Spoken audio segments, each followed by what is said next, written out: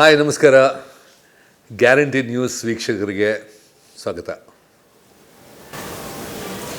Sir, Appu cinema, Appu sir ಅವರ ಮೊದಲ cinema ಈಗ ಅವರ 50ನೇ ಹುಟ್ಟುಹಬ್ಬಕ್ಕೆ ರಿಲೀಸ್ ಆಗ್ತಾ ಇದೆ. ಯಾಕಂದರೆ ಎಲ್ಲ ಒಂದು ಚಿತ್ರತಂಡ ಆಗಿರ್ಬೋದು, ಏನು ಡೈರೆಕ್ಷನ್ ಆಗಿರ್ಬೋದು, ಏನು ಮ್ಯೂಸಿಕಲ್ ಆಗಿರ್ಬೋದು, ಎಲ್ಲ ನೋಡಿದಾಗ ಪ್ರತಿಯೊಬ್ಬರ ಪಾತ್ರನೂ ಅಷ್ಟೇ ಇರುತ್ತೆ. ಅದರಲ್ಲಿ ನಿಮ್ಮ ಪಾತ್ರ ತುಂಬ ಹೆಚ್ಚಾಗಿರ್ತಕ್ಕಂಥದ್ದು ಆ ಸಿನಿಮಾಕ್ಕೆ. ಅಪ್ಪು ಸಿನಿಮಾ ಅಂದ ತಕ್ಷಣ ಎಷ್ಟು ನಿಮಗೆ ಸ್ಪೆಷಲ್ ಆಗುತ್ತೆ ಸರ್? ಅಪ್ಪು ಚಿತ್ರ ಅದು ಆ್ಯಕ್ಚುಲಿ ಅಪ್ಪು ಅವರ ಮೊದಲ ಚಿತ್ರ. ನನಗೆ ಅವಕಾಶ ಬಂದಿದ್ದು ಅಂದ್ಕೊಳ್ಳದೆ ಅದು ಆ್ಯಕ್ಚುಲಿ ಒಂದು ಖುಷಿ ವಿಚಾರ. ಯಾಕೆಂದರೆ ನಾನು ನಿಜವಾಗಿ ಅಂದ್ಕೊಂಡಿಲ್ಲ. ನನಗೆ ಹೊಸಬ ಥಿಂಗ್ ಬೆಂಗಳೂರಿಗೆ ಶಿಫ್ಟಾಗಿ ಒಂದು ವರ್ಷ ಆಗಿತ್ತು ಅಷ್ಟೇ. ಒಂದು 7-8 ಪಿಕ್ಚರ್ ಆಗಿತ್ತು ಆ ಟೈಮಲ್ಲಿ. ಸೊ ಬಿಗ್ ಆಪರ್ಚುನಿಟಿ ಅಂತ ಹೇಳ್ಬೇಕು. ಯಾಕೆಂದರೆ ದೊಡ್ಡ ಕಂಪನಿ ಪೂರ್ಣಿಮಾ ಎಂಟರ್ಪ್ರೈಸಸ್, ಅವ್ರದ್ದು ಪ್ರೊಡಕ್ಷನ್ನು ಆ್ಯಂಡ್ ರಾಜ್ಕುಮಾರ್ ಅವರ ಮಗ ಲಾಂಚ್ ಅಂತ ಡೆಫಿನೆಟಾಗಿ ಈಗ ಶಿವಣ್ಣಂದು 86ಗೆ ಹೆಂಗೆ ಆನಂದ್ ಬಂತ, ಸೊ ಅದೇ ಥರ it was a good opportunity. ಆಕಾಶಲ್ಲಿ ರೆಕಾರ್ಡ್ ಮಾಡಿದ್ವಿ. ಅವ್ರದ್ದು ಆಕಾಶ ಆಡಿಯೋನೇ ರೈಟ್ಸ್ ತಗೊಂಡಿದ್ದು. ಒಂದಷ್ಟು ಡೆಫಿನೆಟಾಗಿ it's a very good opportunity ನನಗೆ ಕೊಟ್ಟು ಬಂದಿದ್ದು. ಐ ಥಿಂಕ್ ಚೆನ್ನಾಗಿ ಯೂಸ್ ಮಾಡಿದೆ ಅಂತ ಅನಿಸುತ್ತೆ. ಲೈಕ್ ನೀವು ಆಲ್ರೆಡಿ ಆ ಟೈಮಲ್ಲೇ ಲೈಕ್ ಆ ಥರ ಮಾಡ್ತಾ ಬಂದಿದ್ರಿ. ಸಡನ್ ಆಗಿ ಇಂಥ ದೊಡ್ಡ ಒಂದು ಎಂಟರ್ಪ್ರೈಸಸ್ ಅಲ್ಲಿ ನಿಮಗೆ ಅವಕಾಶ ಸಿಗುತ್ತಂತ ಅನ್ಕೊಂಡಿದ್ರೆ, ಮತ್ತೆ ಈ ಅವಕಾಶ ಹೇಗೆ ನಿಮಗೆ ತಲುಪಿದೆ ಸರ್ ನಿಮ್ಮ ಕಡೆ? ಇದು ಆ್ಯಕ್ಚುಲಿ ನನಗೆ ಚೆನ್ನ ಅವರು ಫೋನ್ ಮಾಡಿದರು ಮೀಟ್ ಆಗಬೇಕು ಅಂತ. ಸೊ ಕರೆದ್ರು ಆಫೀಸ್. ಫಸ್ಟ್ ರಾಘಣ್ಣ ಮಾತಾಡಿದ್ದು. ಸೊ ಇಲ್ಲೇ ಆಫೀಸಲ್ಲಿ ಅವ್ರದ್ದು ವಜ್ರೇಶ್ವರಿ ಆಫೀಸ್ ಇತ್ತು, ಆಫೀಸಿಗೆ ಕರೆದು ಮಾತಾಡಿದ್ದು. So we had a discussion. First discussion ಆಗಿ ಅಲ್ಲಿ ಡೇಟ್ ಸ್ವಲ್ಪ ಅಡ್ಜಸ್ಟ್ಮೆಂಟ್ ಇತ್ತು.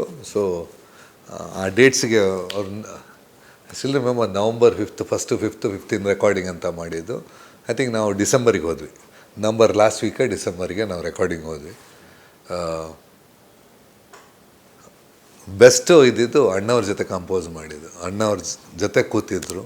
ಸೊ ಅವ್ರ ಮನೇಲಿ ಕಂಪೋಸಿಂಗ್. ಸೊ ಆ್ಯಕ್ಚುಲಿ ಯಾರು ಇರ್ತಿರಲಿಲ್ಲ, ಅವರು ನಾನು ಅಪರೂಪ ವರ್ಧನ ಬರ್ತಿದ್ರು, ಒಂದ್ಸೇ ನಮ್ಮ ಅಪ್ಪು ಬರ್ತಾಯಿದ್ರು, ರಾಘಣ್ಣ ವಿಸಿಟು, ಅಪರೂಪಕ್ಕೆ ಶಿವಣ್ಣ ಊಟಕ್ಕೆ ಬರ್ತಾಯಿದ್ರು. ಆಗ ಶಿವಣ್ಣ ನನ್ನ ಫ್ರೆಂಡ್ ಆಗಿದ್ರು. ಸೊ ನನ್ನ ಪ್ರಶ್ನೆ ಏನಂದ್ರೆ, ರಾಜ್ಕುಮಾರ್ ಸರ್ ಅವರು ಭಾವಗೀತೆ ಆಗಿರ್ಬೋದು, ಮತ್ತೆ ಇದಾಗಿರೋದು ಆ ತರ ಒಂದು ಅಭ್ಯಾಸದಲ್ಲಿ ಆಡ್ಕೊಂಡು ಸಿಂಗಿಂಗ್ ಮಾಡ್ಕೊಂತ ಬಂದವರು. ಅವರಿಗೆ ಒಂದು ಮಾಸ್ ಟಚ್ ಕೊಟ್ಟಿದ್ದು ನೀವು, ಲೈಕ್ ಒಂದು ಆ ಸಾಂಗ್ ಮೂಲಕ. ಎಷ್ಟು ಒಂದು ಟಫ್ ಅನಿಸ್ತು, ಏನು ಅವ್ರು ಯಾವ ರೀತಿ ಒಪ್ಕೊಂಡ್ರು, ಲೈಕ್ ಒಂದು ನೆನಪು ಸರ್? ನನಗೆ ಒಂದು ಭಯ ಇತ್ತು. ಅಂದರೆ ಕಾರಣ ನಾನು ಹೊಸಬಾಗಿದ್ದರಿಂದ ಹೆಂಗೆ ಎಕ್ಸೆಪ್ಟ್ ಮಾಡ್ತಾರೆ. ಆಮೇಲೆ ಸಾಂಗ್ಸ್ ನಂದು ಯೂಶ್ವಲಿ ನಮ್ಮ ರೆಗ್ಯುಲರ್ ರಾಗ ಬೇಸ್ಡು ಆ ಥರ ಅಂತ ಇರಲಿಲ್ಲ. ಸ್ವಲ್ಪ ಅಪ್ಬಿಟ್ಟು ಯಂಗಾಗಿತ್ತು. ಒಪ್ಕೋತಾರೋ ಅನ್ನೋ ಒಂದು ಭಯ ಇತ್ತು. ಬಟ್ ಆ್ಯಕ್ಚುಲಿ ಮಾಡ್ತಾ ಅವ್ರಿಗೆ ಅರ್ಥ ಆಯಿತು. It was understanding. ಆಮೇಲೆ ಒಂದು ಚಿತ್ರ ಆದಮೇಲೆ ಆ್ಯಕ್ಚುಲಿ ನಾನು ಅವ್ರ ಫ್ಯಾಮಿಲಿ ಮೆಂಬರ್ ಆದೆ.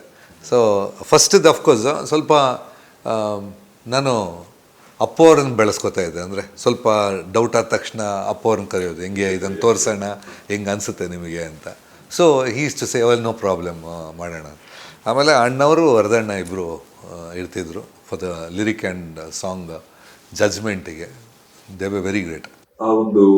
ಆ ಸಾಂಗು ಸ್ಟಾರ್ಟ್ ಆಗ್ತಾಯಿತ್ತು, ಒಂಥರ ಮೋಟಿವೇಶನ್ ಅಲ್ಲಿ ಎಲ್ಲರೂ ಇವಾಗಲೂ ಅದನ್ನ ಯೂಸ್ ಮಾಡ್ಕೊಡ್ತಾರೆ ಸಾಂಗ್ ನ. ಆ ಲಿರಿಕಲ್ಲಿ ಅದನ್ನ ಸ್ಟಾರ್ಟ್ ಮಾಡಿದ್ದಾರೆ ಸರ್. ಸಾಂಗ್ ಯಾವುದು ಹೇಳಿ? ಲೈಕ್ ತಾಲಿಬಾನ್ ಅವರು ಉಪೇಂದ್ರ ಸರ್ ಮಾಡಿದ್ರು. ಅದಾದ್ಮೇಲೆ ಅಣ್ಣವ್ರು ಹಾಡಿದ ಸಾಂಗು ಎರಡು ಹಾಡಾಡಿದ್ದಾರೆ. ಒಂದು ಆ ದೇವರ ಹಾಡಿದ್ದು, ಇನ್ನೊಂದು ಪಣವಿಡು ಲಿರಿಕ್ ಯಾರು ಮಾಡಿದ್ರು ಸರ್? ಆ ದೇವರ ಹಾಡಿದ್ದು ಕಲ್ಯಾಣ್ ಬರೆದಿದ್ದು. ಪಣವಿಡುವುದು ಕಲ್ಯಾಣ್ ಕಾಣುತ್ತೆ. ನನಗೆ ಪಣವಿಡು ನೆನಪಿಲ್ಲ. ಜಾಲಿಗೂ ಹಂಸಲೇಖ, ತಾಲಿಬಾನ್ ಉಪೇಂದ್ರ ಅವ್ರು ಬರೆದಿರೋದು. ಈಗ ಪಣವಿಡುನ ರಾಜ್ಕುಮಾರ್ ಸರ್ ಹಾಡಬೇಕು ಅಂತ ಲೈಕ್ ಇದು ಯೋಚನೆ ಬಂದಿದೆ ಸರ್? ಅಲ್ಲ, ಆ ದೇವರ ರಾಜ್ಕುಮಾರ್ ಹಾಡೋದು ಫಿಕ್ಸ್ ಆಗಿತ್ತು. ಪಣವಿಡು ನನಗೆ ಸ್ವಲ್ಪ ಇದಿತ್ತು. ಯಾಕೆಂದರೆ ಬ್ಯಾಕ್ಗ್ರೌಂಡ್ ಹಾಡಿದ್ರಿಂದ ಯಾರು ಹಾಡೋದು ಅಂತ. ಯಾಕೆಂದರೆ ಒಂದು ಪುನೀತ್ ಅವರೇ ಹಾಡಿದೆ, ಇನ್ನೊಂದು ಉದಿತ್ ನಾರಾಯಣ ಹಾಡಿದ್ದಾರೆ. ಬ್ಯಾಕ್ಗ್ರೌಂಡ್ ಯಾರನ್ನು ಹಾಡೋದು? ಯಾಕಂದರೆ ಹೆಚ್ಚಾಗಿ ಬ್ಯಾಕ್ಗ್ರೌಂಡು ಈ ಪ್ಯಾಟರ್ನ್ ಹಾಡು ಅಣ್ಣವ್ರು ಹಾಡ್ತಾಯಿದ್ರು. ಇದು ರಾಕ್ ಸಾಂಗ್ ಆಗಿದ್ದರಿಂದ ನನಗೆ ಸ್ವಲ್ಪ ಡೌಟ್ ಇತ್ತು. ಬಟ್ ಅಣ್ಣವ್ರ ಸಾಂಗ್ ಕೇಳಿದ ತಕ್ಷಣ ಈ ಥರ ನಾನು ಹಾಡಿಲ್ಲ, ಹಾಡ್ತೀನಿ ಅಂದರು. ಒಂದು ಜೋಶಲ್ಲಿದ್ದರು, ಆ ಎನರ್ಜಿ ಇತ್ತು ಅವ್ರ ಹತ್ರ. ಲೈಕ್ ಇನ್ನೊಂದೇನಂದ್ರೆ ಮೊದಲ ಆಗ್ತಾನೆ ನೀವು ಫೀಲ್ಡ್ ಎಂಟ್ರಿ ಕೊಟ್ಟಿದ್ರಿ. ಲೈಕ್ ಸಂಭಾವನೆ ವಿಚಾರಕ್ಕೆ ಬಂದಾಗ ಯಾವ ರೀತಿ ಮಾತುಕತೆ ಇತ್ತು ಅಂತ, ಲೈಕ್ ಯಾಕಂದ್ರೆ ನೀವು ಬಿಗಿನರ್ ಆಗಿದ್ದ, ಲೈಕ್ ನಿಮ್ಮ ಒಂದು ಎಕ್ಸ್ಪೆಕ್ಟೇಷನ್ ಇತ್ತು ಏನಿತ್ತು ಅವಾಗ, ಅದು ಕೂಡ ದೊಡ್ಡ ಎಂಟರ್ಪ್ರೈಸಸ್ ಜೊತೆ ಯಾವ ರೀತಿ ಸಂಭಾವನೆ? ಇಲ್ಲ, ನಾನು ಬಂದಿದ್ದು ದುಡ್ಡಿಗೋಸ್ಕರ ಬಂದಿದ್ದಲ್ಲ ಇಂಡಸ್ಟ್ರಿಗೆ. ನಾನು ಫ್ರ್ಯಾಂಕ್ಲಿ ಹೇಳ್ಬೇಕಂದ್ರೆ ನನಗೆ ಸಿನಿಮಾದಲ್ಲಿ ಬಂದಿರೋ ಸಂಬಂಧ ನಾನು ಒಂದು ತಿಂಗಳಲ್ಲಿ ಇಲ್ಲದ್ರೂ ನಾನು ದುಡಿತಾ ಇದ್ದೆ ಊರಲ್ಲಿ. ನಾನು ಬಂದಿರೋದು ಇಲ್ಲಿ ಏನೋ ಒಂದು ಸಾಧನೆ ಮಾಡಬೇಕಂತ ಬಂದಿದ್ದು, ಇದು ದುಡ್ಡು ಮಾಡೋಕ್ಕೆ ಬಂದಿಲ್ಲ. ನನಗೆ ಆ್ಯಕ್ಚುಲಿ ಸಂಭಾವನೆ ಅಂತ ನಾನು ಯೋಚನೆನೂ ಮಾಡಿಲ್ಲ. ಅದೇ ಹೇಳ್ತಾ ಇದ್ದೆ ಮೊನ್ನೆ, ಫಸ್ಟ್ ಪಿಕ್ಚರ್ ಸಂಭಾವನೆ ಎಷ್ಟು ನಾನು ಏನು ತಗೊಂಡಿಲ್ಲ, 1 ವರ್ಷ ಕೆಲಸ ಮಾಡಿದ್ದೀನಿ. ಅದು ದುಡ್ಡಿಗೆ ಅಂತ ಮಾಡಿದ್ದಲ್ಲ, ಬಟ್ ಒಂದು ಖುಷಿ ಸಿಗ್ತಾಯಿತ್ತು. ಆ ಖುಷಿ ಇವತ್ತಿಗೂ ಆ ಖುಷಿ ಅನುಭವಿಸ್ತಾ ಇದ್ದೀನಿ. ಲೈಕ್ ಆ ಒಂದು ಮೂವಿ ಅಪ್ಪು ಅವರ ಮೊದಲನೇ ಸಿನಿಮಾ ಕೂಡ ಹೌದು, ಅಷ್ಟೆಲ್ಲ ಕ್ರೇಜಿನೂ ಫಸ್ಟೇ ಇತ್ತು. ಲೈಕ್ ಏನೋ ಶೂಟಿಂಗ್ ಸ್ಟಾರ್ಟ್ ಆದ ತಕ್ಷಣ ತುಂಬಾ ಕ್ರೇಜ್ ಇತ್ತು. ಬಟ್ ಅದು ಅಲ್ಲಿವರೆಗೂ ವರ್ಷ ಎಷ್ಟು 366 ದಿವಸ ಏನು ಸಕ್ಸಸ್ ಹಿಟ್ ಆಗುತ್ತೆ ಅಂತ ನೀವು ಅಂದ್ಕೊಂಡಿದ್ರಾ? ಇದು ಒಂದು ಪಿಕ್ಚರ್ ಮಾಡೋ ಚೆನ್ನಾಗಿದೆ ಅಂತ ಗೊತ್ತಿರುತ್ತೆ, ಇಷ್ಟು ಓಡಿತ್ತಂತ ಯಾರು ಹೇಳೋಕ್ಕಾಗಲ್ಲ. ಸೊ ಇದು ಪಿಕ್ಚರ್ ಒಂದು ಗೊತ್ತಿತ್ತು.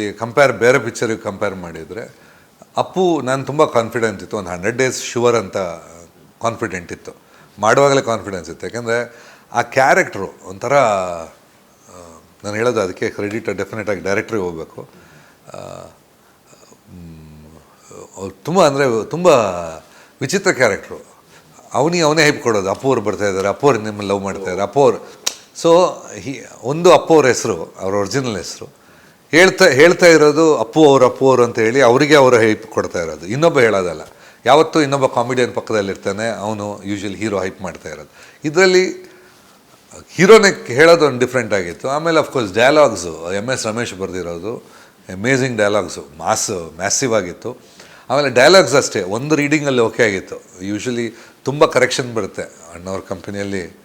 ಬಟ್ ಇದರಲ್ಲಿ ಹೆಂಗಾಗಿತ್ತು ಅಂದರೆ ಒನ್ ಡೇಯಲ್ಲಿ ಕಂಪ್ಲೀಟ್ ಟೋಟಲ್ ಸ್ಕ್ರಿಪ್ಟ್ ವರ್ಕ್ ಮುಗಿದೋಗಿದೆ. ಒಮ್ಮೆ ರೀಡಿಂಗ್ ಕೊಟ್ಟರು, 1-2-3 ಪುಟ್ ಕರೆಕ್ಷನ್ಸು, ಆವತ್ತೇ ಎವ್ರಿಥಿಂಗ್ ಪುನಃ ಮತ್ತೆ ತಗೊಂಡೋಗಿ ಬರೋದು ಯಾವುದೂ ಇರಲಿಲ್ಲ. ಸೊ ಮ್ಯಾಸಿ ಡೈಲಾಗ್ಸು, ಕ್ಯಾರೆಕ್ಟರ್ ಸ್ಟ್ರಾಂಗ್ ಆಗಿತ್ತು. ಅಫ್ಕೋರ್ಸ್ ಸಾಂಗು, ಫೈಟ್ಸು ಅಲ್ಟಿಮೇಟ್ ಆಗಿತ್ತು. ರಾಮ್ ಶೆಟ್ಟಿ ಫೈಟ್ ಮಾಡಿದ್ದು.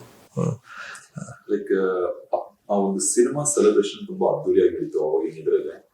ಆ ಒಂದು ಸೆಲೆಬ್ರೇಷನ್ ಏನೋ ನೆನಪಿದೆ ಸರ್ ನಿಮಗೆ? Special moment like 100 days celebration ಇತ್ತು ರಜನಿಕಾಂತ್ ಸರ್. ಹೌದು, ಚೌಡಯ್ಯದಲ್ಲಿ ನಡೆದಿರೋದು. ಸೊ ನಾವು ಹೋಗಿದ್ದೆ. ಆ್ಯಕ್ಚುಲಿ ನಮಗೆಲ್ಲ ಶೀಲ್ಡು ಇವತ್ತಿಗಿದೆ. ಆಮೇಲೆ ಇನ್ನೊಂದು ಕೇಳಬೇಕು, ಅದು ನಿಮಗೆ ಹೌದು, ಬಟ್ ರಾಜ್ಕುಮಾರ್ ಸಂಸ್ಥೆಯಿಂದ ಲೈಕ್ ಏನಾದ್ರು ಈ ತರ ಸಿನಿಮಾಗಳು ಹಿಟ್ ಆದ್ರೆ ಆ ಒಂದು ತುಂಬಾ ಒಂದು ದೊಡ್ಡ ಕುಟುಂಬ ಆಗಿರೋದ್ರಿಂದ ತುಂಬಾ ಚೆನ್ನಾಗಿ ಲೈಕ್ ಬೆಳೆಸ್ತಾರೆ ಮತ್ತು ಕಲಾವಿದರಿಗೆ ಮತ್ತು ತುಂಬಾ ಸಪೋರ್ಟಿವ್ ಆಗಿರ್ತಾರೆ. ಆ ಒಂದು ಮೆಮೊರೀಸ್ ಕೆಲವರು ಹೇಳ್ತಿರ್ತಾರೆ, ಅವ್ರು ಯಾವ್ದಾದ್ರು ಸಿನಿಮಾ ಹಿಟ್ ಆದ್ರೆ ಆ ಬೆಳ್ಳಿ ಲೋಟ ಅದು ಇನ್ನೂ ಇದೆ ನಂತರ ಇದೆ ಅವ್ರದ್ದು. ಅಂದರೆ ಆಗ ರೆಕಗ್ನಿಷನ್ ಅಂತ ಇರ್ತಿತ್ತು. ಒಂದು ಫಂಕ್ಷನ್ ಮಾಡಿ, ಇಲ್ಲದ್ರೆ ಏನಾಗುತ್ತೆ ಅಂದರೆ 100 days ಮುಗಿದಿರುತ್ತೆ, ಪ್ರೊಡ್ಯೂಸರ್ ಏನಾಗುತ್ತೆ ಅದು ದುಡ್ಡಾಗಿರುತ್ತೆ. ಇನ್ನು ನಾನೇನು ಮತ್ತೆ ಖರ್ಚು ಮಾಡಬೇಕು, ಇನ್ನು ಮುಗೀತು, ಅದು ಪಿಕ್ಚರ್ದು ಹೈಪು ಮುಗೀತು, ಇನ್ನೇನು ನಾನು ಓಡಿಸಿದ್ದೆ ದೊಡ್ಡ ವಿಷಯ ಸಾಕು ಅಂತ ಇರುತ್ತೆ. ಬಟ್ ಇಲ್ಲಿ ಹಂಗಲ್ಲ. ಮಾಡಿ ಪಬ್ಲಿಸಿಟಿ ಅಥವಾ ಕೆಲವರು ಇರ್ತಾರೆ, ಮಾಡಿ ಪ್ರೆಸ್ನವ್ರನ್ನ ಮಾತ್ರ ಕರೆದು ಒಂದು ಫಂಕ್ಷನ್ ಮಾಡೋದು. ಬಟ್ ಇದರಲ್ಲಿ ಏನಂದರೆ ಸಣ್ಣ ಟೆಕ್ನಿಷಿಯನ್ಸ್ ಹಿಡಿದು ಎಲ್ಲರನ್ನು ಕರೆದು ಅವ್ರ ನೆನಪಿಗೆ ಅಂತ ಬೆಳ್ಳಿಲೋಟ ಅದು ಕೊಡೋ ಒಂದು ಪದ್ಧತಿ ಇತ್ತು. ಅದು ಮಾಡ್ತಾಯಿದ್ರು ಮುಂಚೆ. ಇಲ್ಲ, ದಟ್ಸ್ ಯಾಕಂದರೆ ನಾನು ಇದು ರಿಲೀಸ್ ಆಗೋ ಅಷ್ಟರಲ್ಲಿ ಎಲ್ಲ friends, Raghanna, Shivanna, Appu were close buddies. ಆಮೇಲೆ ಅಫ್ಕೋರ್ಸ್ ನಾನು ಮನೆ ಮೆಂಬರ್ ಆಗಿದ್ದೆ ಆ ಟೈಮಲ್ಲಿ.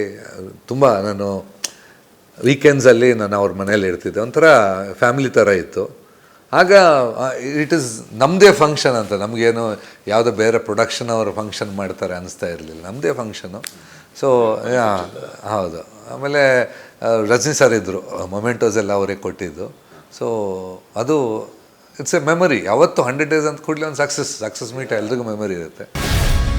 ಗ್ಯಾರಂಟಿ ನ್ಯೂಸ್, ಸುದ್ದಿ ಖಚಿತ, ನ್ಯಾಯ ನಿಶ್ಚಿತ.